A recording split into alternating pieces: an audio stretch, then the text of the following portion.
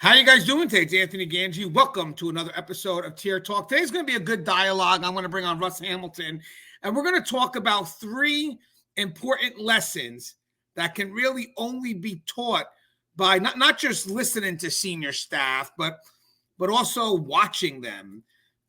This is not an all-inclusive list, but I believe that these three tips or these three lessons of importance do create a level of priority in regards to our need to watch our senior staff just do what they do. The biggest concern we have right now is that there's a lot of senior staff that's leaving, and the problem is they're taking a lot of good knowledge with them. And sadly, when you're at the higher up, there's a lot of things we assume that our front line and our rookies are going to know, but you really can't safely have that assumption anymore, because with a lot of senior staff leaving, none of these lessons are being translated. And to be honest, that could be a very scary thing. I mean, literally, when you get to the foundation of, how we are evolving and what we are leaning into now. I mean, I know for me, when I was an officer, I observed my senior staff, and a lot of the stuff that I've learned in corrections is through the observation of senior staff, how they move, how they maneuver, kind of always maintaining those core values, those core principles. But if they're leaving this profession, a big chunk of that learning, I mean, outside of just interacting with them verbally, a big chunk of that passive learning that comes when you're watching them do what they do, it's getting lost. And now, sadly, we may assume that people know things that they may not know because they're not being introduced to it. And then that could be a very scary thought.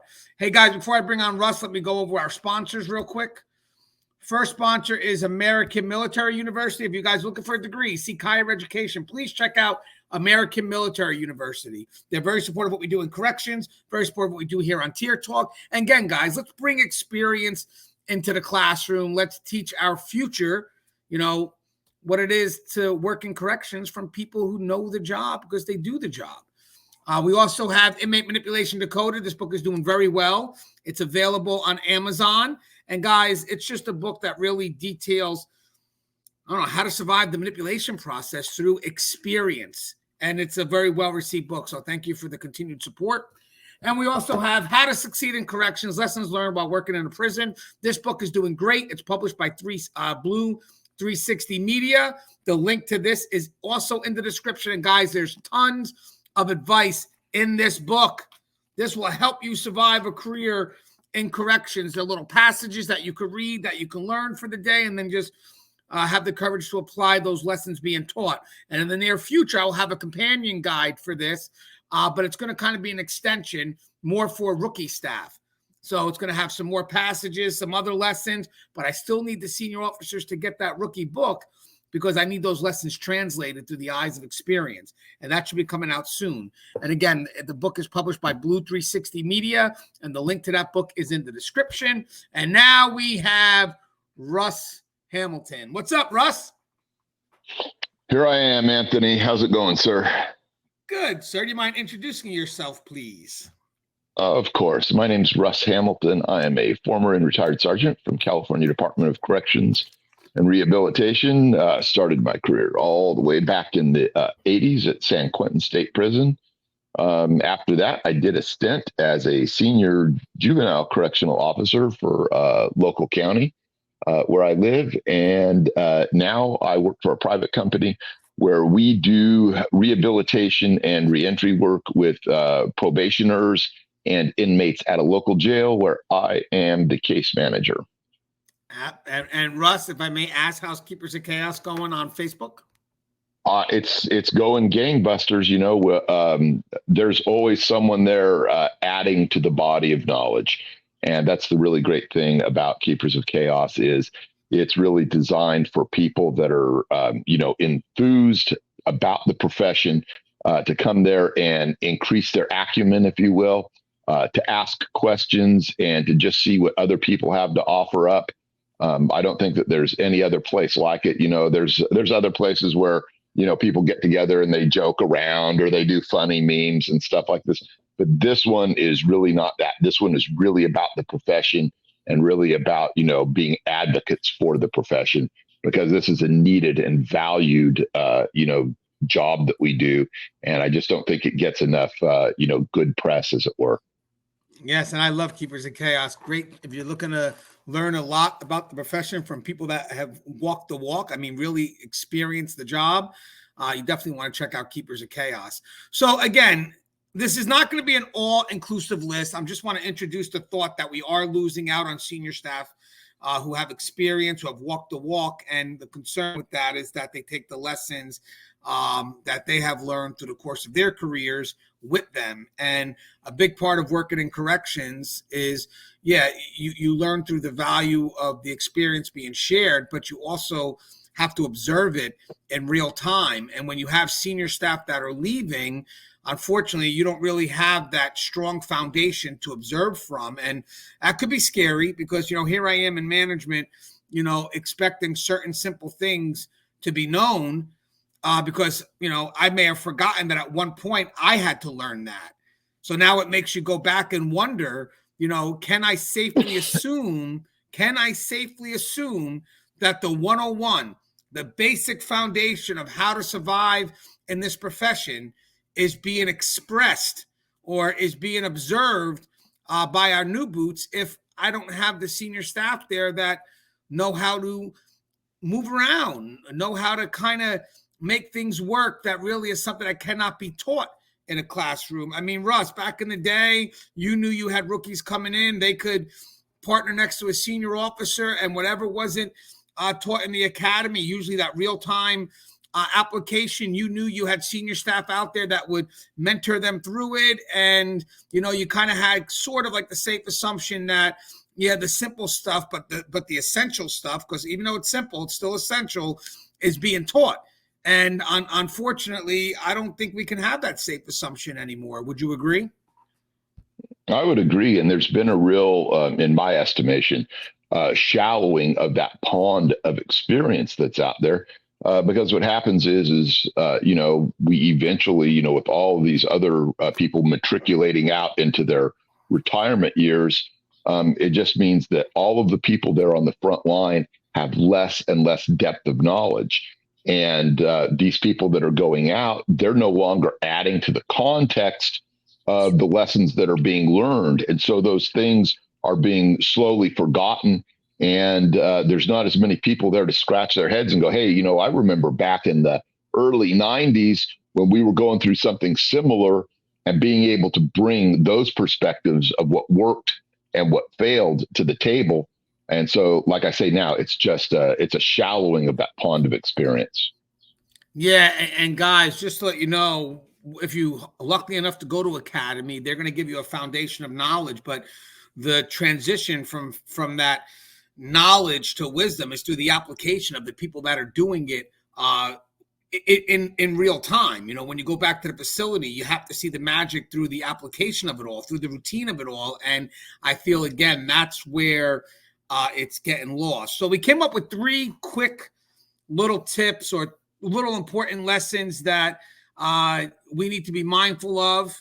And again, this kind of is a twofold dialogue because one, you want management or the people on the higher level, even the supervisors, to know that, hey, we got to be wary of what we're safely assuming is knowledge being passed down, because that knowledge may not be being passed down. So we got to be wary that that safe assumption of the 101 may be getting lost. And also just in general, if we're working the front line and we may be new, maybe now this is going to have to be more of an intentional effort, as opposed to me just watching Russ maneuver. I may have to literally just kind of get an understanding of what this profession is about as best as possible, and then try to kind of figure out who fits that mold, of what it is that I'm looking for as an end result. And if I come into this profession and I know professionally these are my areas of responsibility, I'm going to have to intentionally look for those areas of what I'm looking to know in the people that are working around me, where back in the day I could just kind of lean on Russ and Russ can show me the way. No, I think the intentional effort's now on me to know exactly what I'm looking for. And thank God we have venues like, this channel here or the Facebook group Keepers of Chaos, because I think now if we're losing a lot of this senior knowledge, we coming in have to have more intentionality of what we need to find, what we need to look for, and then really try to see how that maneuvers, as opposed, I said in the past, where we didn't really have that much information. So when I was introduced to the profession, let's say by Russ Hamilton kind of guided me through it. Would you agree with that, Russ? Yeah, absolutely. The things that we see and the things that we take on from the ones that were in front of us when we came through, is actually a way for us to, pass an even greater body of knowledge on.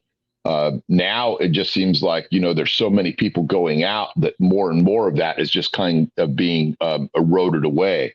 So, there's a lot of lessons to be taken away here. One of which is for you older guys, for you guys that are really steeped in that good experience, to start passing this stuff on as fast as you can, because your days are numbered.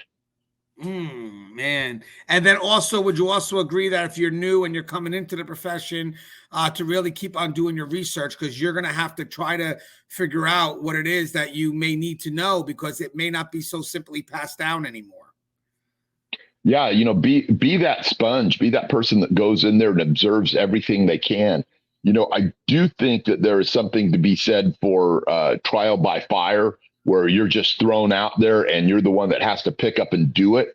But I think that has to be done to a minimal degree, because we have to provide for safety and security first.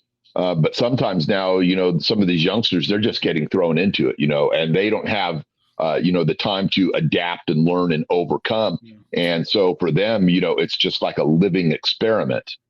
And just remember, guys, trial by fire is not sink or swim, because in the end, for trial by fire, you still have someone in the background making sure that you don't completely burn up, as opposed to sink or swim, a little opposite metaphor, but where you let the person drown. So let's start with this. Russ, I thought Russ's first thing here that may be something that is not being translated anymore, and we have to be very wary of, is the history of the facility, the inmates, the gangs, the policies, etc. Do you feel that when you lose senior staff, that part right there, the essence of that is being lost?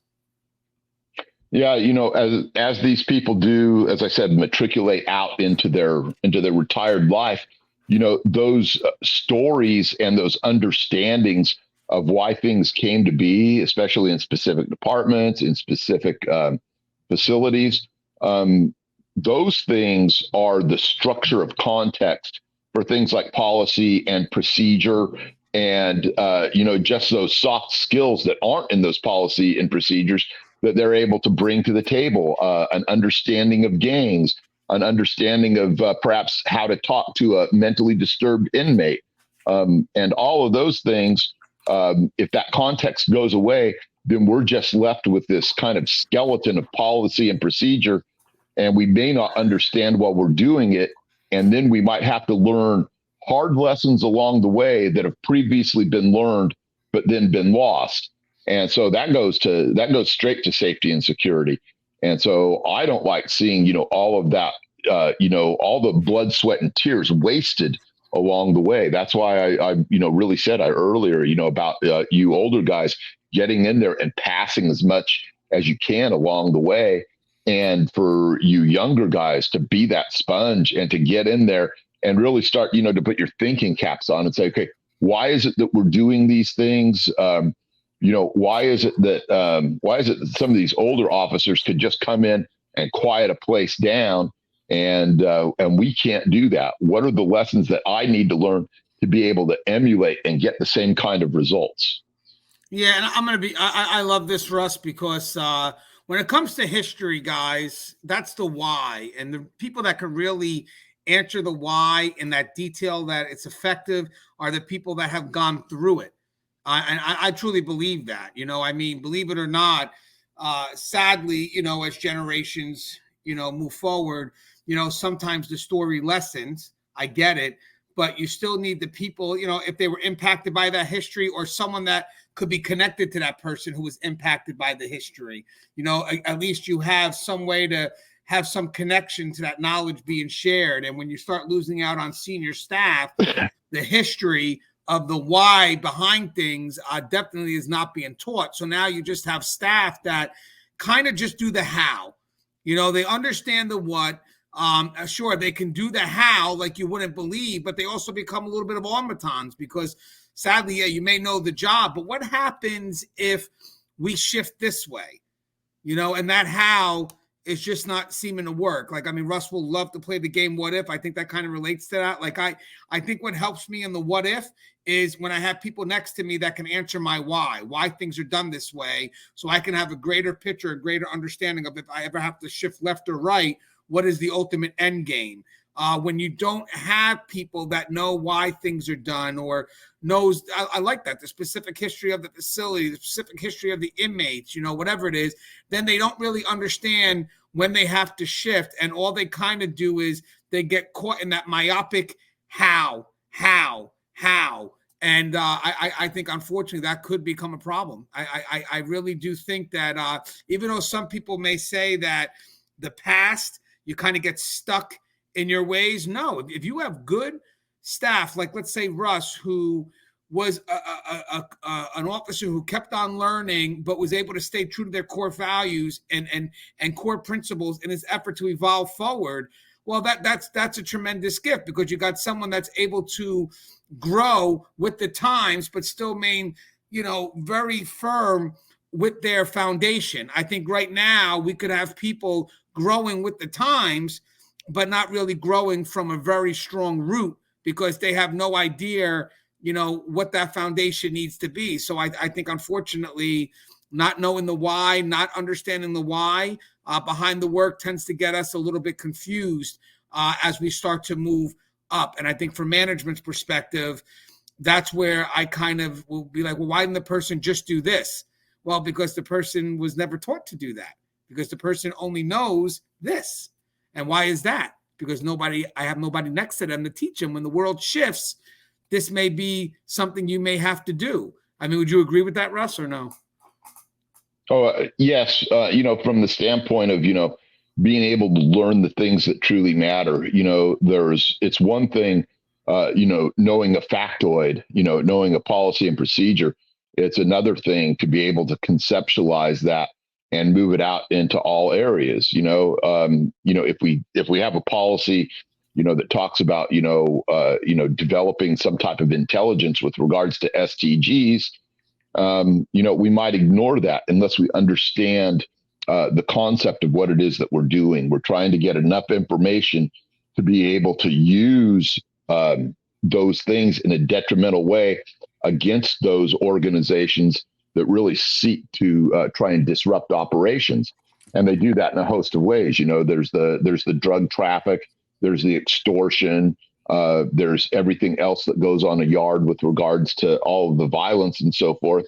But to just sit there and think, this really isn't worthwhile, that kind of just belittles all those people in the past who really understood how necessary it was to have a good gang suppression network in effect every single place that you're at. Yeah, and I actually, honestly, Russ, I think that's why corrections has shifted so much in the last couple of years, because we've lost the foundation. I mean, sure, we may have some glimpse of where we want to be, but unfortunately, we're not using the strength of our foundation, our core values, to connect to that and move forward like, how it should have always been. You always got to have safety and security mixed in with rehabilitation. But if you don't have those good, solid principles in place, or you don't know them, the problem is, you're moving forward, and sure, you're, dealing with the pressures of the outside, but you have no idea where you're going because you've never really stood somewhere. I was going to say, you brought up that word before, automatons, and I see that, in a lot of places that I go and do, where, you have officers that they come in and they think that the list of everything that they do in a day is on those post orders, and they carry it out. They show up, they clock in, they sign their post orders, they go to their spot, they feed the inmates, they put them back away, and it becomes very rote, and they're not doing anything they're not doing anything, I don't want to say outside the bounds, because this is kind of all inclusive, because, we all carry that badge. But the thing is they're not looking for those little insights and those little things extra to do, like noticing if someone has a new 3-leaf clover tattoo, or all of those other things. And instead they're doing the same rote thing day in and day out. And they don't understand the difference between facts and concepts. And so they never quite get to that point where they understand how important their job is to do it on a number of different levels, not just that level where we see inside post orders that tells us the times and places and things that we do through the day. And actually, that's going to play out into the next tip, so might as well squeeze that in there. Working around procedures in real time in an effort to comply with needs of policy. This to me is extremely important, because as we all know in corrections, especially our senior staff definitely know, that policy is not always going to be the procedures to policy are not always going to be the catch-all. Yeah, we kind of know what we need to achieve, but sometimes the procedures, they may not meet every situation that we're going to have to face. And that's where, for me, true experienced senior staff know how to maneuver. They know that in a world where the rules are constantly being broken, let's say by the inmate population, that we may still be constricted by what policy needs. I get it, but we can vary in how we answer to that through the procedure. And again, that is the evolution of corrections, guys. The evolution of corrections is through the procedures that wind up meeting the needs of policy. Procedures is a big part of how we evolve, because again, you're going to be facing different scenarios all the time, and how you maneuver. You can't always have a simple A to B answer, because you're dealing with the dynamics of ultimately human beings, people that just may not want to comply with what you need, and then you have to figure out ways to work around to meet that end game, which, it's not fun. It can be extremely overwhelming. And if I come in and I'm new, I could find myself being trapped, because I may only try to work with that procedure. There's my backbone. And all of a sudden, when the procedure's not working, I'm lost. But then I could look to the person next to me, if they were a senior staff, let's say Russ, where Russ remains calm. He's done through this many times before. And he kind of is able to maneuver, in and out of procedure to meet ultimately the needs of the policy. And I think when you don't have senior staff that can teach the rookies how to navigate through procedure to constantly meet the needs of policy, that's a problem. And I think that's when management has to realize something too, because this also goes all the way up. Sometimes you may review an incident and you may say, man, why didn't Gangi just do this? And then you get mad at Gangi because you're like, well, it was so simple. Yeah, maybe for you, because you always had that senior staff next to you. Gangi is new to the profession. There are no senior staff he's working next to. And unfortunately, Gangi hasn't observed a situation like this in which, senior staff in real time is able to maneuver to meet the needs of policy. This is, I think, a serious concern that truly is, for me, going to be a problem in the long run, where you don't have the senior staff to help the rookie staff navigate through the unknowns when a certain situation does not fall perfectly with what those procedural guidelines are going to be. I mean, would you agree with that, Russ? Is that going to be a concern as we move forward too, or if not a concern now? Well, yeah, I think that just, that's kind of, that kind of infuses everything that's going on these days, is just that, that level of competency is negatively impacted by the lack of the experience. So, all of these people, and this is not just brand new boots on the ground, but people who, have maybe been in the profession for a few years, but they've maybe primarily been interacting with only people that have the same level of experience that they do. Well, that's very difficult for them, because in order to understand the experiences that you've had, the incidents that you've gone through, it's much better to do that through the lens of someone who can take you through the whole thing and explain the things that happen to them through a career, which is one of the most invaluable things that I think places like Keepers of Chaos and Tier Talk provide, because I think that we actually, add some depth to that experience pond that people are able to get, because there's just a thirst for it right now. And we know how undermanned places are. And when they're undermanned, they're understaffed in the sense that level of experience just isn't there. Right. And I want to mention something, guys. For me, and this is just, what I'm used to from the management level, but also from the frontline supervisors. I think the supervisors, as you move up, you employ more discretion. I also think that the officers also have to employ discretion, but definitely as a supervisor, you will. And as you move up, definitely in management, you're employing discretion all the time, because again, we got to meet those needs of the policy. But to be honest with you, that use of discretion, even as you move up, is really developed on you doing the job every day. So, when I was a frontline officer, even though I may not kind of leaned on my supervisor sometime, when I leaned on them, it was only to ask if they thought this idea was good and then run with that idea.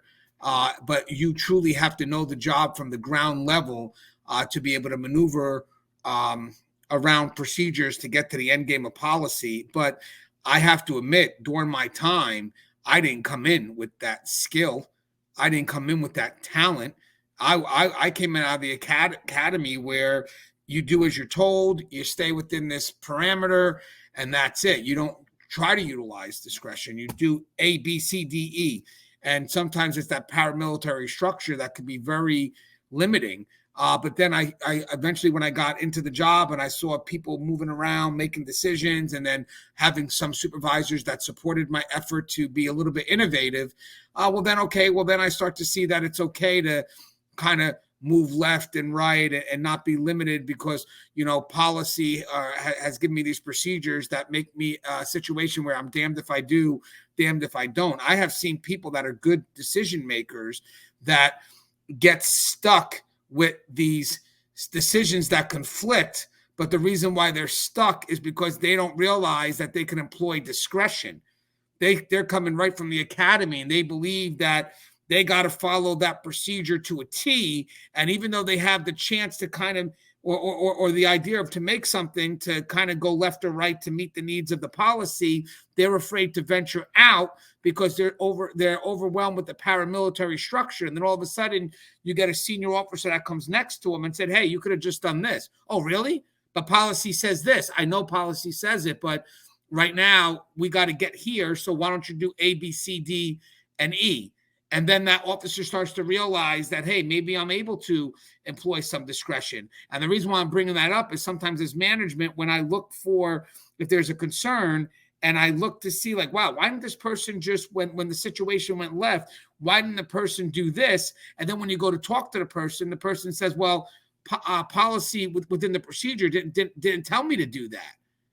And, I was afraid to go that way because, paramilitary, I didn't want to get yelled at. And again, they're not working with someone who may be able to tell them, hey, it's okay to sometimes go left or right. So I think that is a concern, because I think when people are coming out of the academy with the yes, yes, yes, yes, sir, no, sir, all this other shit, policy and procedure, the procedure part, more importantly, becomes their backbone for decision-making, because they don't want to venture outside of what the procedure is, because they could be concerned that they'll get in trouble. And then you need a senior staff next to them that says, hey, it may be okay sometime. And senior staff can cultivate really good decision-making to the newer staff who may be afraid that they can't go outside of those parameters.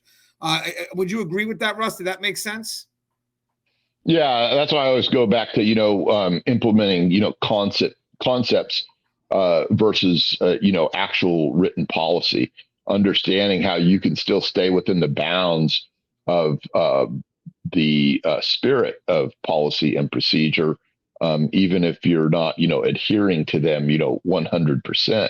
And the idea behind that, of course, is that, policy and procedure cannot cover everything that's going on, especially in a dynamic situation that's rapidly unfolding and is both tense and uncertain. So that's why, people being able to, think on their feet and implement, actions very quickly makes all the difference. I don't think we want those, as we talked about them before, those automatons that come in and they can only, do things in that linear fashion.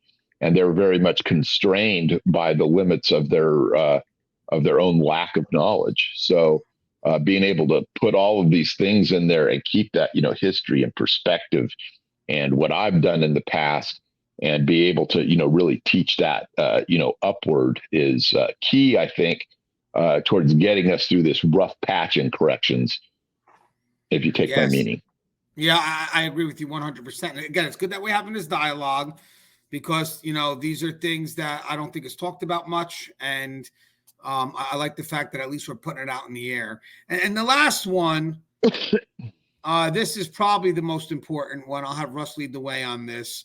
Actually, I developed the whole book on this, inmate manipulation decoded, but we want to talk about inmate interactions. I mean, this is definitely something that you got to observe. But the funny thing is with this is that the dynamics of inmate interactions is very unique. It varies across the board.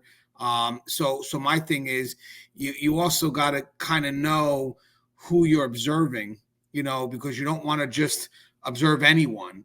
You want to know that if what I'm observing is correct. So I think here right now, a book like that I wrote, Inmate Manipulation Decoded, is your first intentional effort to understand the parameters, the boundaries between you and an inmate. And then you want to look for interactions that are kind of within these parameters, where if I worked with Russ and he was a good senior cop, again, I could passively learn from him. But if I'm working next to somebody who only's got a year more than me, my observation, I need something of my own to know exactly what I'm filtering. So if I'm looking at Joe Schmo, who's only got a year more than me, I don't know. I don't know if he's doing it right or not. So I think for this case here, I need something more solid. I don't have an experienced officer like Russ Hamilton that, can show me the way, someone I can connect to where I trust in them. I believe they're professional and I'm willing to be vulnerable in that level of trust. So, hey, I'm a blank plate. I'm a blank template. Russ, teach me what you know. But right now I have to go in with more knowledge than I ever did before. So I can make sure that what I'm seeing, what I'm observing is being filtered through the right type of knowledge, so I know if it should be applied or if it shouldn't be applied. I did a video yesterday about a person that really didn't understand the difference between like or respect, and that got me very worried. So that's why we're kind of doing this part of the dialogue now. But Russ, inmate interactions, they shift, they're unique. I mean, what's your thoughts? So this is one of those things where it takes a while, and depending on who you are, it might take a while longer. I think that, one of the things that we really need to understand is that you should be looking toward people that that you can emulate to a degree safely, but also understand that your abilities, maybe even your youth, maybe the fact that you don't have much experience doesn't mean that you can pull off the same level of communication in the same way as them. Having said that, I will tell you this, that if you go around inside your facility and you ask around for, hey, who is a great person, at deconfliction skills, or who is really good at, some sort of communication with the inmates, who is the person who, when an incident breaks out is the most knowledgeable about how to write it all down. Who is the person who's most knowledgeable about gangs? Who is the person that's most knowledgeable about, every skill set that we have out there, whether it's firearms, whether it's combat handcuffing, whether it's about, alarm response, whether it's about contraband interdiction, whether it's about searches. And then those people who are subject matter experts in those things, seek them out and become a subject matter expert yourself. And that goes to really what the heart of this particular video is about, which is preserving those skills, because these subject matter experts are the ones that are steeped in the lore and the knowledge of corrections itself. And not everyone could be, completely well-rounded necessarily, but we can take those people that have those specific skill sets and make them our own in as many ways possible. So, seek to become that great communicator, seek to become that great, contraband expert, seek to become the person that knows gangs. Whatever it is that you can develop from those people is going to make you a better officer, and it's going to make future generations better officers because you're going to pass that information on. Yeah, and I want to add something to that too. So like what Russ said is 100%. Like this book here took, at the time when I wrote it, 18 years of experience, where I literally had to kind of go back and look at every interaction and basically just really through experience, note what I feel was a good move, what I feel was a bad move. And by the way, this is failure and success. Again, because even though the book is meant to help you, when I was going through this, not every decision was perfect, and not every decision is going to be perfect. But did I learn something from it? I mean, that's the key. And I think when you don't have experienced staff teaching you the way, or something that you can't observe, it's going to be failures, and you're not going to have someone there to help you recover from those failures. Because mind you, guys, you may not even know you're failing. That's the biggest concern. When you're going through these interactions with the population, you could be going down the wrong way. And the thing with interactions with inmates, with manipulation, is not that you don't want to fail. All right, that's the end result. But you have good senior staff that will catch you while you're falling, while you're failing, the present term. You don't want to know that you made a mistake when you don't want to know you made a mistake when the mistake's already made. You want to know in the process when it could be redeemed. I had that next to me going into the profession. I had staff that, not only were actively involved in me, but if I had a question in my mind that I may not have known how to ask, I would watch them. And then for some reason, how they maneuvered would answer any type of ambiguity that I had. But I think that's the concern right here when it comes to inmate interactions, because we have more than them now than we've ever did before. There is the chance for the increased chance for an inmate to set you up. And you need someone with senior staff that knows someone that senior staff experience knows how to maneuver, that if you start to kind of go the wrong way, they catch you. And they say, hey, you got to try it this way. Since we don't have that, unfortunately, the end result of that will be many people that could be down the path, wind up committing to something foolish, and then realizing they made a mistake, because that's how slow and subtle these games are. That's why senior staff, you really know it through the experience of doing it. Because there's just, either they made the mistake themselves, or they just done it so, work the job so much that they just know it, they feel it, and they're also in tune to those feelings. And then when they feel something's wrong, they have the courage to act on it. And I think that's something that management's going to have to be aware of too, that you have a lot of senior staff that are not able to influence the rookies, where if the rookie is going down the wrong path, the rookie may not be aware of it until, unfortunately, they're already made the mistake. And then that's really not a way you want to learn in corrections. I mean, we talked about trial by fire. Yeah, trial by fire at least has someone next to you, cultivating you. This is more of wait for them to drown. And unfortunately, some of the stuff that these inmates can get you to do, there's just no lifesaver behind that. Hey, Russ, you have anything do you agree with that first, Russ, or no? Oh, yeah. That's, that's part and parcel. Everything that we're doing here, everything that we're saying here is, to try and get people on board to understand the potential that we have for the loss of this stuff. And we don't want that, like I said, we don't want that pond of experience shallowing out and just evaporating away. So the only thing that, that I would add to this is no matter where you're at on the spectrum of your career right now, is do what you can to improve the lot for other people, and you would thereby automatically improve the lot for yourself. Get out there and get the best, training and interactions and evaluated experience from other sources that you can. And then as that happens and you take all those things and you become eclectic and you learn what works for you and what doesn't work for you, then you put that into a package and you pass it on and you pass it up that chain so that we can continue to add to the body of experience, the body of knowledge, the body of history that happens inside corrections, and not waste. Some of these lessons that I've learned, are written in blood, and I don't want that blood to be wasted. So you shouldn't want it to be wasted either. And so understand that, you have to put effort into this thing to become competent. Just being, okay is not enough at this job. You need to become fantastic at it.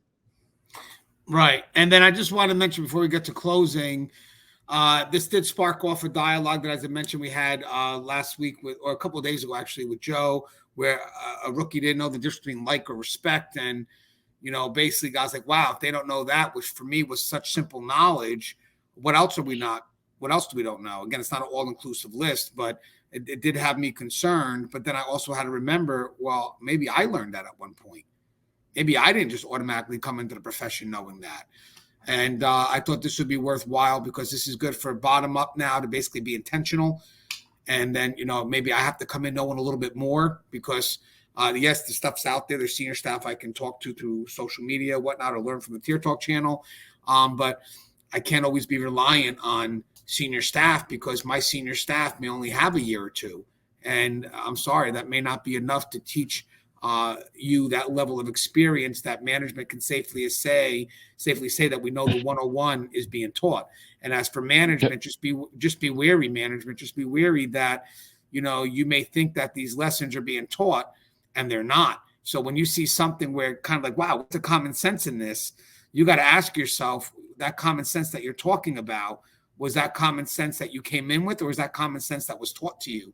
And I think that matters. I know you got a closing thought, Russ. What do you got on that? I think that when we're talking about, those of us who have really, tried to take on the mantle of trainers and passing this thing on, there's a nuance to this. And so words are important. Words mean things. Different words have different flavors. And so, kind of the thing that I always see is that, when we talk about the difference between being liked and respected, or the difference between when you're out there working and understanding that it's not necessary for inmates to like you, for them not to be resistant to you.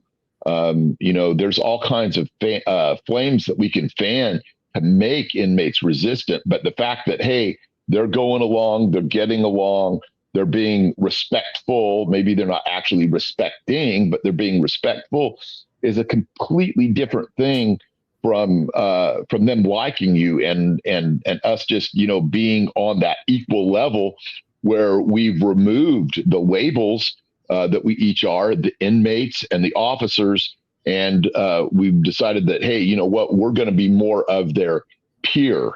And that's where it's wrong. And I think that the lack of introspection that sometimes officers take with regards to that is they don't understand the dangers involved. So really look at, what it is that you're doing, because it matters out there, the way that you approach inmates. You can't just go, oh, well, I'm going to be friends with them. Can I be friendly?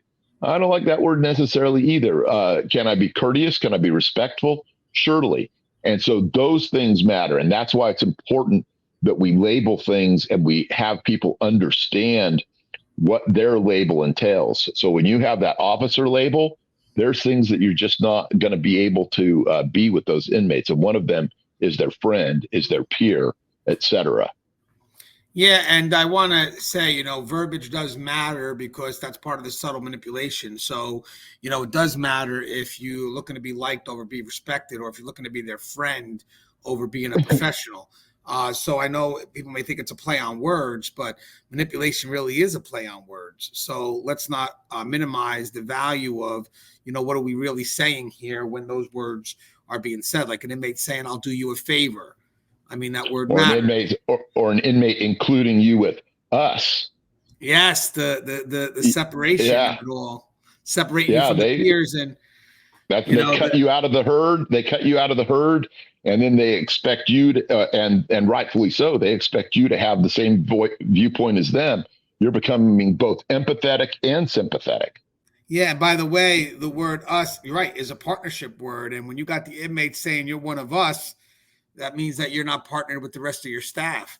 So, guys, I mean, listen, in the end, this video was done just to let people know that, you know, there are some lessons that we need to be mindful of that need to still remain, but are they being taught? And if you look at your reports as management and you see that there are some lower level failures, you know, we may not be able to safely assume that the staff that's working at that time understand those what would be considered by some simple failures. I think this is going to be a part in correctional history where we have to start re-looking at our 101 and really start seeing if the 101s are being done. Because again, when you get people that just know the how and not the why, they lose value in the importance of the work. So now the routine stuff, that's the first thing to go, because you get caught up in the routine. But if someone's there to remind them, hey, did you do this? Remember, when you do this, this is why you do it, blah, blah, blah. It reinforces the motivation for the person to keep on going. So for me, I don't want to wait to know that the routine's work is not being done before I have to act. No, I want to kind of be on top of it now, because I know it could be an issue. So even when I go to tour, I may kind of interact with rookie staff and try to share with them what I can. I mean, I have a lot of time to do it, but I want to share with them what I can, because you never know at this point. Even a little bit of knowledge could spark something great. And I think that could be just for me to get that person in the right direction. I think that's the key, Russ. And I think you agree, Russ. Like right now, without senior staff, I don't think there's anybody there to put the new boots coming in into the right direction. You know, this is going to be something where you're going to have to come in and you know, one last thing. And Russ, I got to get this thought off you. When I came in, I could lean on my senior staff. I did trust them. I didn't have a reason not to. And they kind of helped me discover what I was looking for, because I didn't know what I was looking for. We didn't have resources like this today. I think right now with what we do, Keepers of Chaos, this YouTube channel, we have resources that can give people enough information to know what they're looking for going in. And granted, if I don't have that senior staff to, you know, to kind of connect to and emulate, well, at least I have some knowledge that I've gained through the social media networks, through senior staff that are on these platforms, to know that may not be what I want to do, you know, when I observe somebody. So at least there's a balance, but nothing's ever going to be able to really take the place of someone next to you, you know, working the job, walking the walk, talking the talk, and you could just sit there and watch them. Some of the best learning I had was through literally shutting my mouth and observing how someone rolls. Even as administration, some of the best training I had was through watching people do the job. Would you agree with that, Russ? Yeah, and that's why you have to, you know, be intentional in this business, and not just assume that training is going to happen to you. That's why I mentioned, you know, reaching out and finding the best subject matter experts that you can. If you think that that your professional development is just going to happen through some kind of strange osmosis and the PowerPoint presentations that you have in your in-service training, it's not going to happen that way. And you're not going to be an effective officer. You might know policy, you might know procedure, but can you effectively apply those in a life and death situation? I doubt it. You have to be ready to, you know, go that further extra step. Yep. For whatever that's worth. No, that's worth a lot. And I got, guys, again, just hope you enjoy the contents real quick. As always, guys, the show is Tear Talk. If you haven't, please subscribe, interact, engage, comment, hit that bell. Bell's going to notify you every time I post a video. Stay safe.